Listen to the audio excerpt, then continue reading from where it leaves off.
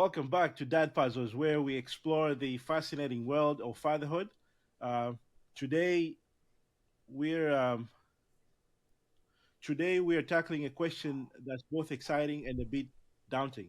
So how do we raise creative kids in a world that is increasingly, demanding, STEM skills? So, my friend, we have a special guest, Mark Jones, who is the author of the Starving uh, artist myth. So he's gonna share with us some some some great information about that, how we can really tackle this issue and be successful, both us as parents and also our kids. So he's here to debunk those old stereotypes and make sure that we know how to nurture our kids' artistic passions. So thank you, my friend. Good to see you, Suleiman. Really happy to be here. Amazing. Same here, my friend. Thank you so much. I really look forward to our talk today. Um, you know, so how, like maybe for people that do not know you, we can start there. How do you, can you introduce yourself, my friend? Yeah, I'd be happy to. I'm based in Toronto, Canada, and I'm a producer, I'm a writer, I'm an educator. I've been working in post-secondary education for the last 25 years. I started off as a part-time teacher Hmm. in a creative interactive media design program. Today, I'm the dean of the Faculty of Animation, Art, and Design at Hmm. Sheridan College here in the Toronto area, which is globally known for programs in animation and musical theater and arts and crafts, and we're actually Canada's largest and most comprehensive art school. So Okay. I do writing, I do education planning and programming, and I love speaking to young people and folks like you. Oh, amazing. Oh, thank you for calling me young. I will definitely, I'll accept that, my friend.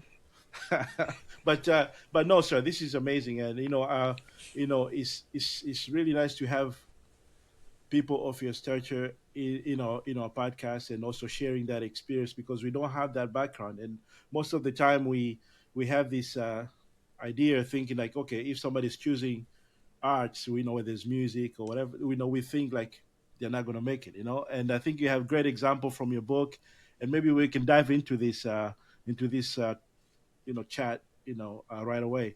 So what like most of the parents, they worry about the disturbing artist myth. So what is the biggest misconception about the creative careers today? I would say the greatest misconception is that these are not real jobs. That Mhm. if you have a child in an art program when they're Mhm. young, if they love dance, if they love painting, if they love Right. making little videos on their phone, that these are great hobbies, but they're not necessarily things that should really be taken seriously as potential careers. And so, I'm a dad myself. Mhm. My Mhm. kid is 16 currently.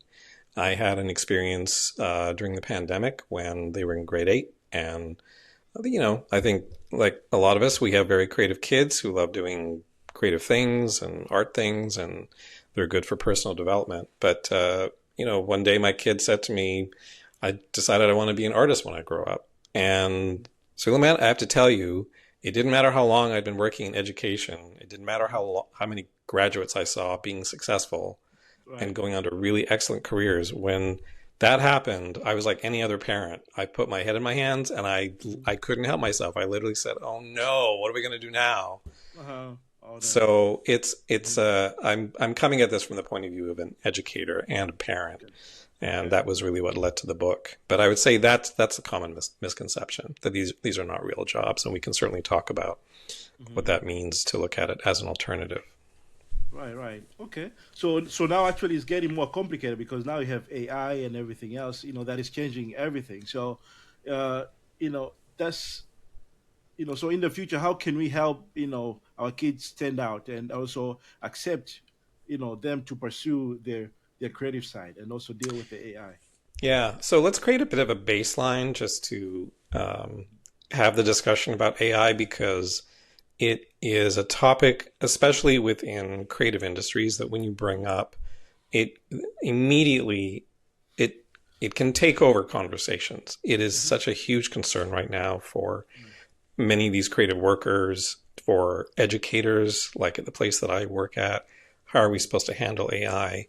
But let's start by acknowledging where these industries are at in the United States. And Hmm. so the creative industries in the United States are, let's just talk about what's happening with them currently. So the National Endowment for the Arts recently released a study that showed that the arts and cultural economy represented 4.3% of GDP in the US. That's about a $1.1 trillion value. So Hmm. uh, it is a significant part of the economy. There are many significant parts of that.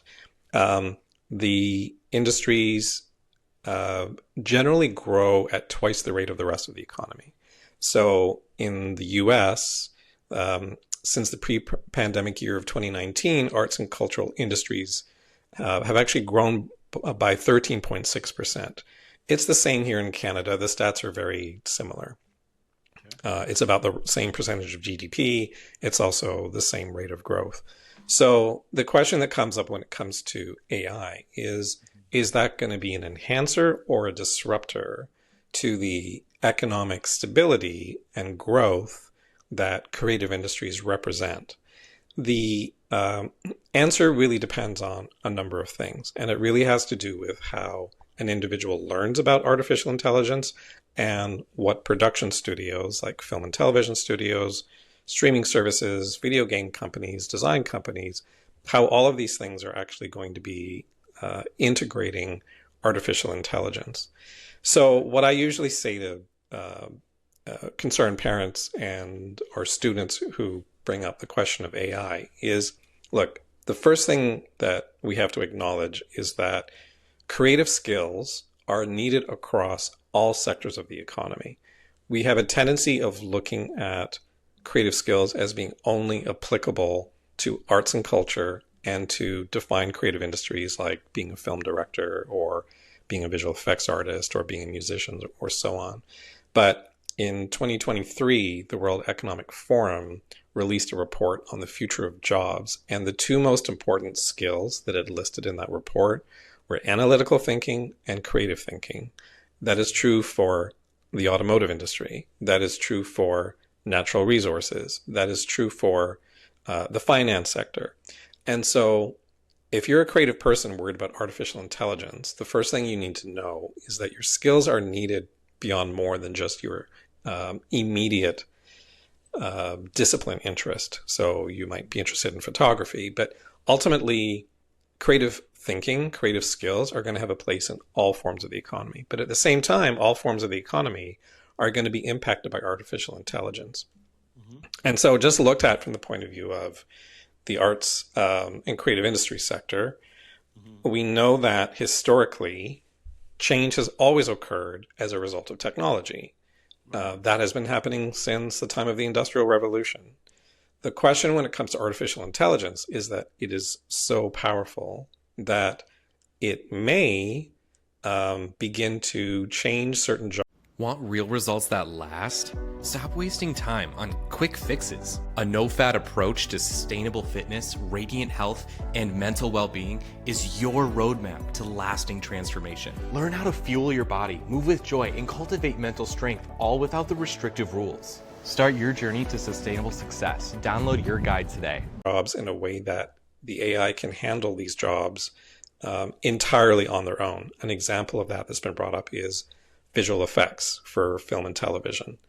Um, what is the role of the artist going to be in a world where artificial intelligence is generating visual effects very cheaply and very efficiently for studios? But at the same time, are the artificial intelligence tools going to open up new opportunities for new types of creative work? And how does that, um, how do those sets of opportunities create needs for creative individuals to adapt their skills similar to how they've had to adapt it for technology development for decades and decades and decades? So we don't really know at the end of the day which way this is going to go because a lot of these tools are still in development. they show some promise, but frankly, most people I know that are watching things that have been generated purely through AI, they say they don't really think it's at the level of quality that it really needs to be at. So I don't think we're quite at that juncture yet, although some studios are starting to bring it in. But what I would say to parents and to young people looking to get into these fields is these are still stable jobs. They will have to adapt. We will have to adapt with them. And our education system is also going to have to adapt to understand what the implications are of the technology. And we're going to have to adapt our education approaches in order to meet that. And that's not true just for the creative sector. It's true for every sector across the economy. So we have a lot of work to do ahead of us, but I'm still optimistic about the future of creative work as a result of the resiliency that we've seen historically with young people and experienced artists finding places for their skills. Okay, okay.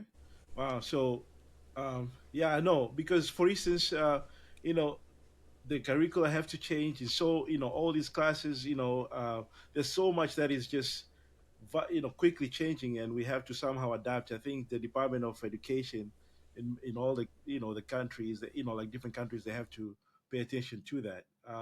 So how do we support the, like nurture our kids to be like, okay, so I know the school has to adjust, but also we as parents, we have to somehow maybe to take them to extra, like classes. You have folks that are offering maybe some advanced classes from, like whether it's Google or MIT or whatever, like something that is not usually their class at this time, but because of the, the speed of this thing that is going, do you recommend anything that maybe we can do to help our kids to like somehow match in terms of the lessons, and also just to be um, to like keep up with the pace. Yeah, there's many things that we can do. And uh, one of it is to just share their interest. If you've got a kid, whether it's a younger child or a teen or even someone who's in college or university right now, Right. who has shown an interest in applying creative skills to projects that they enjoy, then I think as parents, like any interest that our child shows, we want to share that interest. We want to learn what that interest is like for them. That may lead to things that we do together. I think as for we all go to movies together as families, of course. That's an obvious example. Right. Um, I think one of the things that we can do as parents is if you're seeing that your child is doing creative, if they're creating things on their own, if they're creating videos on their own, if they're creating um, audio clips, if they love editing video, if they love drawing, if they love painting, if they love singing and they're just creating music or they're just walking around the house humming to themselves. Mhm. We as parents can pick up patterns on those things Right. and actually look at it from the standpoint of, oh, it feels to me like my kid actually has got an interest in this. And they're doing it on their own steam. So, many parents, and I was one of them, when my kid was quite young, Right. we were quite deliberate to place our child in various uh, programs like dance programs and drawing camps and things like that. It wasn't necessarily something that they at that time, being very young, showed a huge interest in, but we just thought it was good for their development. But Right. there comes a point where you start to see that your child is doing it on their own steam. They're spending their own time on it. Maybe they're spending more time on their devices than you would wish as a parent. I think that's true for many of us too. But, the question that I ask is, well, what are they doing with their devices?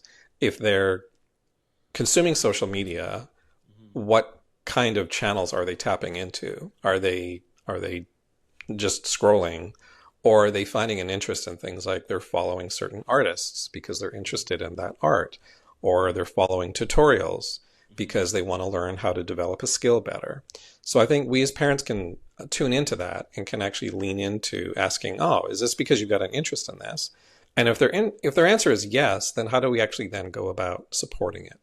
Another thing that we can do is if they do show an interest in something, Mhm. if you go to a movie together and they start talking about that they like something, ask them what about that thing did they like. Ask them to break it down. Was it the story? Was it the visual appeal? What was it about the visual look that they enjoyed? Um, Okay. did they like the acting? Did they like the characters? So remember that there's not necessarily a direct relationship between their initial interest or talent, drawing and painting, photography, etc., and what they may ultimately do with that. A lot of us as parents tend to think that if they love photography, they're going to be a photographer.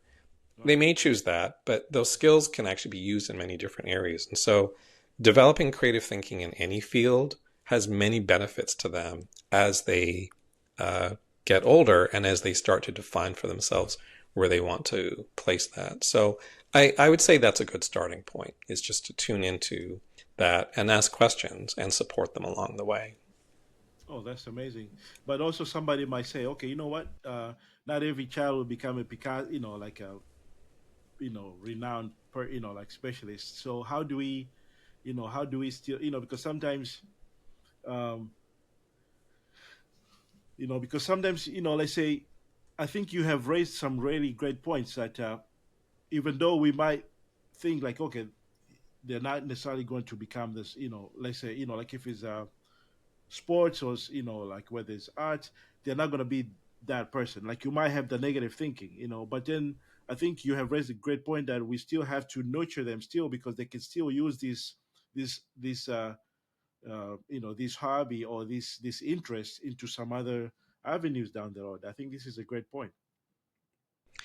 Yeah, and it's true. Not every kid is going to be Picasso, and um, there is a there's a lack of understanding, in my view, between the stars Hmm. in these creative fields that are household names Right. and the um, many other ranges Hmm. of opportunity, degrees of work, what it means if they're in a field where Hmm. it's really more entrepreneurship based.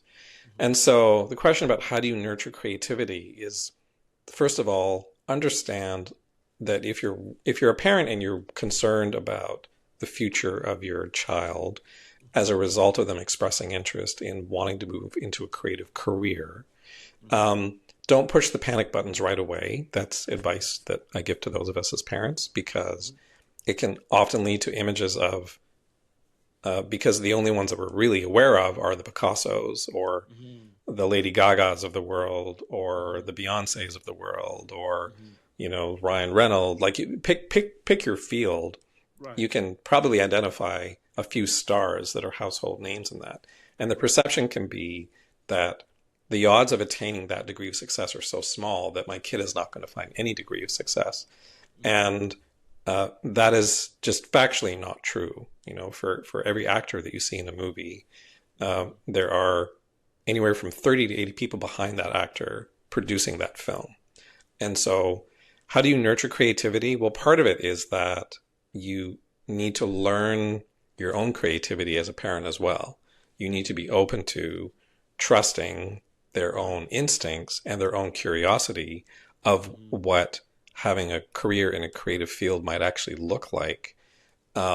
So the nurturing partly comes from all of us learning about those things together. So, I as a parent, if my kid wants to go into an animation program, for example, like, okay, like I as a parent, what does it mean to be an animator today? Hmm. Where are the job opportunities? Because the other aspect of this, which I think is true for most students when they do go into college or university, is that many programs in education are really good at showing the craft of those areas. Hmm. So an animation program will teach you how to be a great animator. Photography program will teach you how to be a great photographer. But what a lot of these programs often leave off the table is, what are the business conditions of those fields that you have to learn if you're going to be successful in there? What are the strategies you need to develop for yourself as a creative that wants a career, to Hmm. wants to make money? Right. Um, and there's no shame in making money, and that's the Right. other thing, that there can be an association that you can only be a true artist if you're a starving artist, Right. because if you're not a starving artist, you're selling out.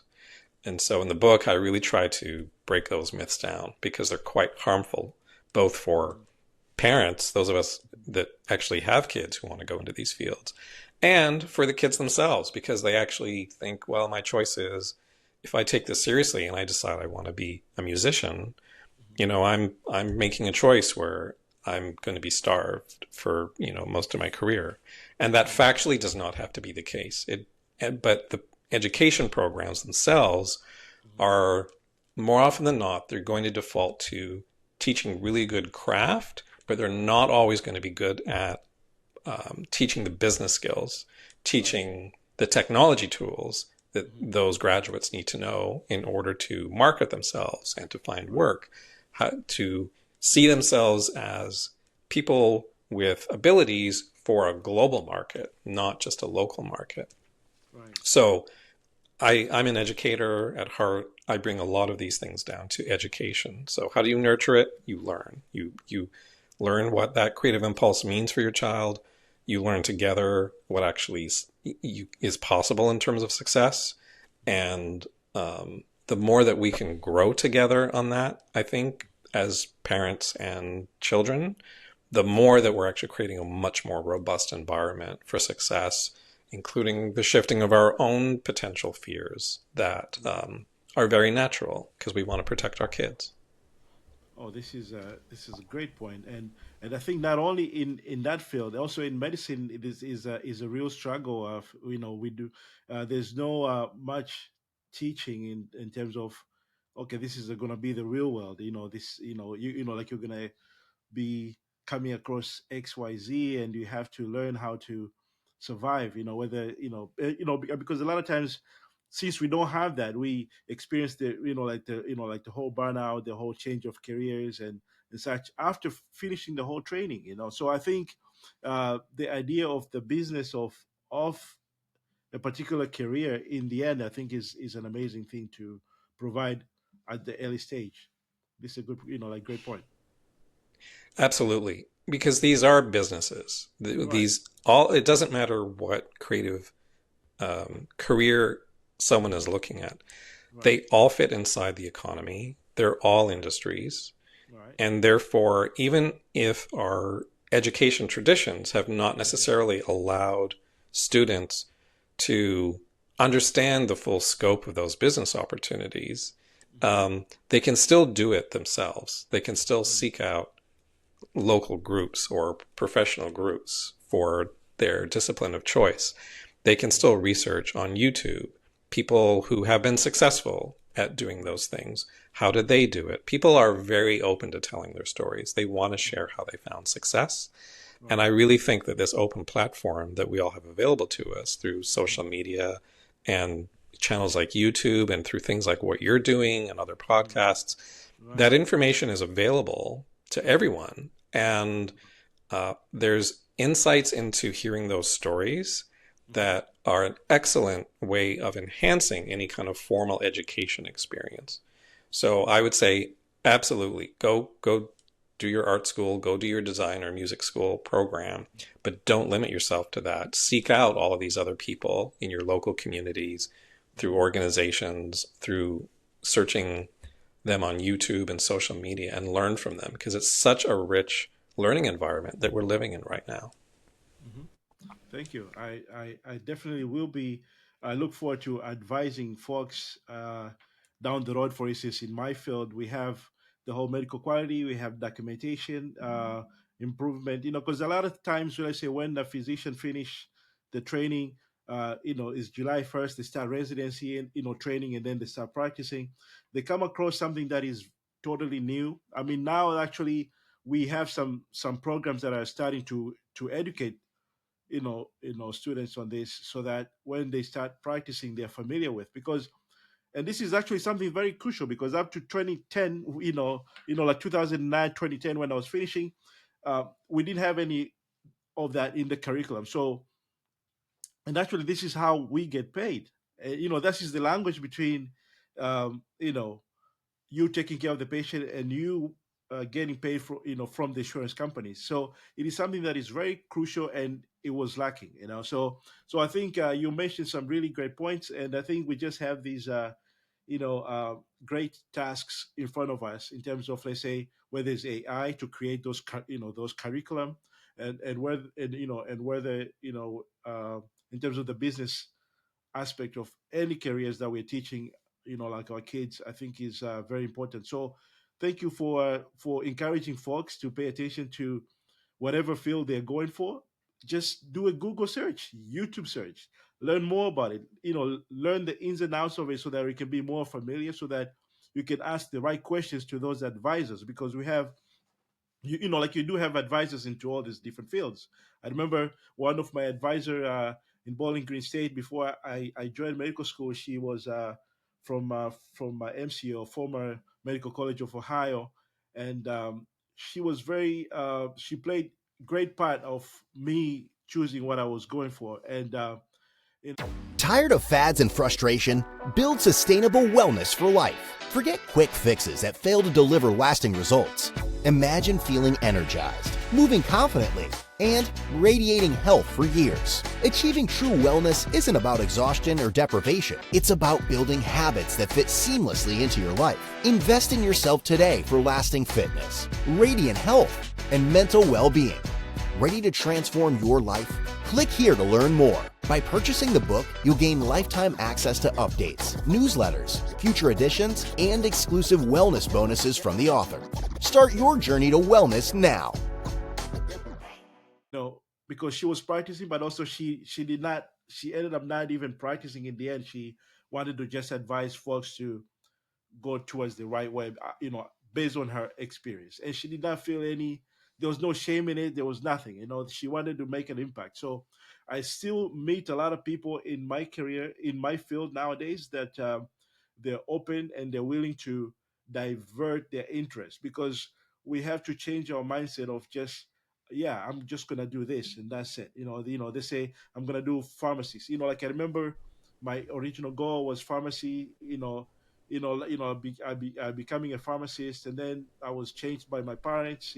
But we have to continue to really. It's okay to change. It's okay to change, my friend. I think this is what one thing that I'm trying to insist on people at the moment is really, it's okay to change based on your current situation and go for what is making sense, whether it's business wise, your interest, because interests change, right? 100%. And it's so good that you're bringing in an example from the medical field as well.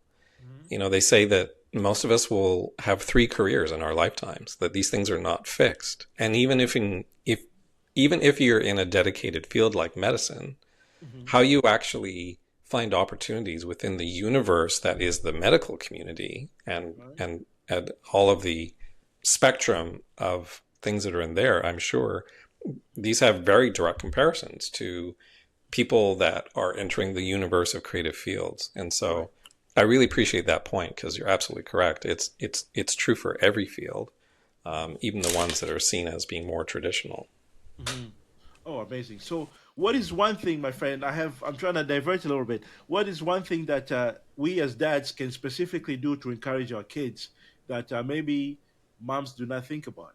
I mean, and besides, let's say, sports or making our kids, if it's a boy, is strong or whatever. Anything else that you think we can do better? Yeah, I think this is true for, both moms and dads, but I'm a Absolutely. dad, and so I will Yes. I will come at this, also being a dad. Yes. Um, I think, our creative kids love to do their creative work. They Right. love to do their video edits. They love to do their audio recordings and post them. They love getting on tablets and drawing things and sharing it with their friends. The Hmm. one thing that, if you're noticing your kid is wanting to do this as their career, I'd Right. say the contribution that we can make as dads is to Hmm. say, that's really great.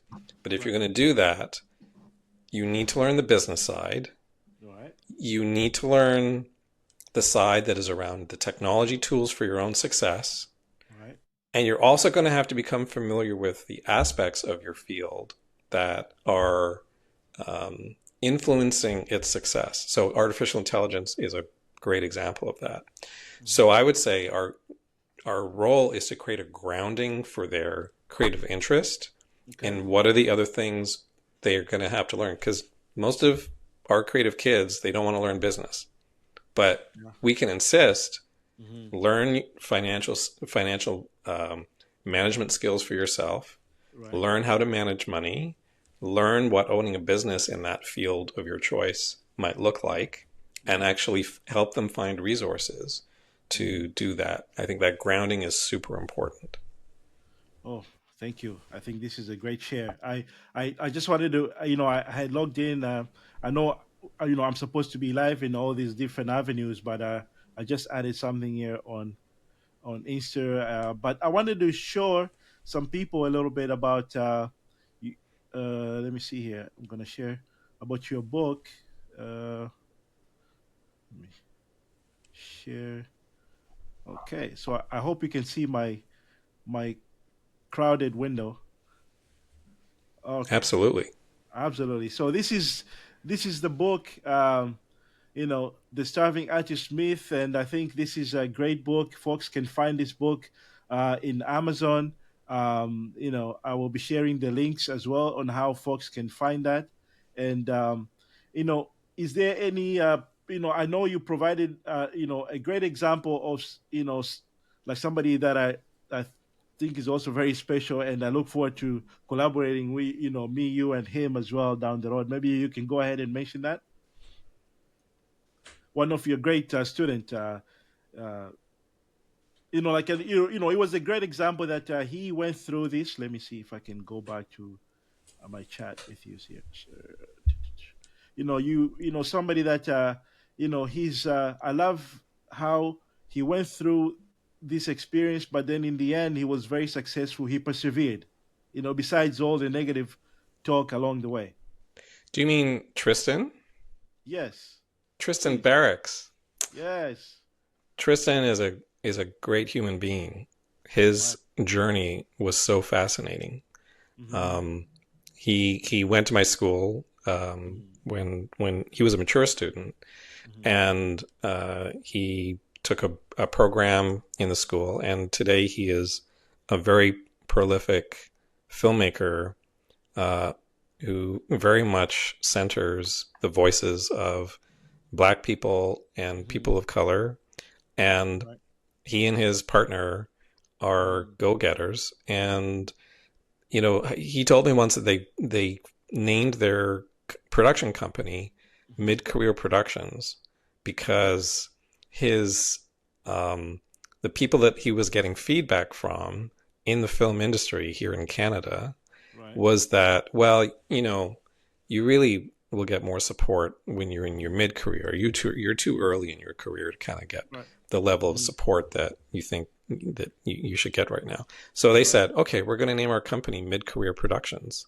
Oh, there you go. And they just right away, but they're superstars. And I just admire so much of what Tristan has done over the course of his career. And he's featured in the book, as you say.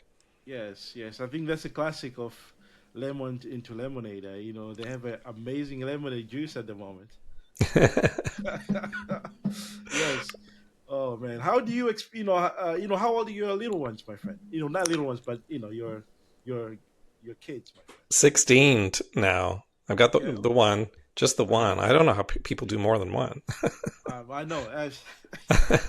You lose hair quick, but yes, I do have four, and they grow up fast and they talk back, and like those different stages. Yeah. Yes, but this is amazing. Thank you so much, truly, for sharing this experience. How can people find you, my friend? Besides, I think I just shared. I don't know if you can still see my screen share, but Yeah, the easiest thing to do is go to starvingartistmyth.com mhm. and you'll see a link to the book if anyone's interested, and a link to my free newsletter where I keep people up to date on the latest trends and commentaries on successful creative careers. Okay, okay. Amazing. Well, thank you so much. I truly appreciate you. And so please, dads, remember that creativity is not just about art. It's about the solving innovation, the expressing oneself authentically.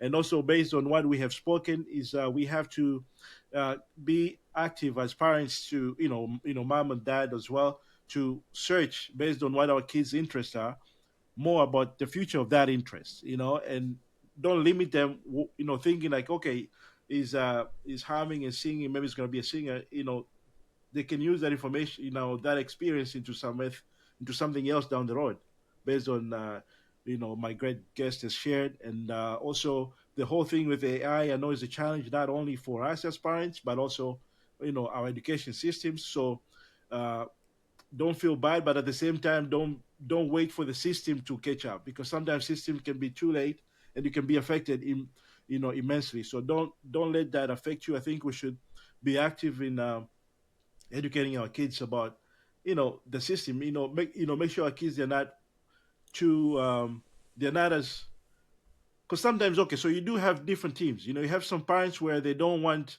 their kids to be involved with the social media, and at all. So I think those guys, we need to them to slowly, adjust to allowing their kids to learn about social media, to nurture whatever careers they're interested in, along with the business of those careers. I think these are the important things that we have come across today from our talk. Is there anything else, my friend, that you wanna, that you wanna conclude with? Nothing except to say thank you, Suleiman. I've really enjoyed the conversation and appreciate the opportunity to talk about these important issues as dads. Absolutely. Thank you. Thanks so much. And so, guys, please stay tuned. We'll be posting this episode pretty soon with the links to our great guests. And please give him a follow. Get the book so we can be inspired on how we can raise our kids better. So, thank you again. Stay, and I'll see you into the next episode. Thank you. All right. So I'm gonna turn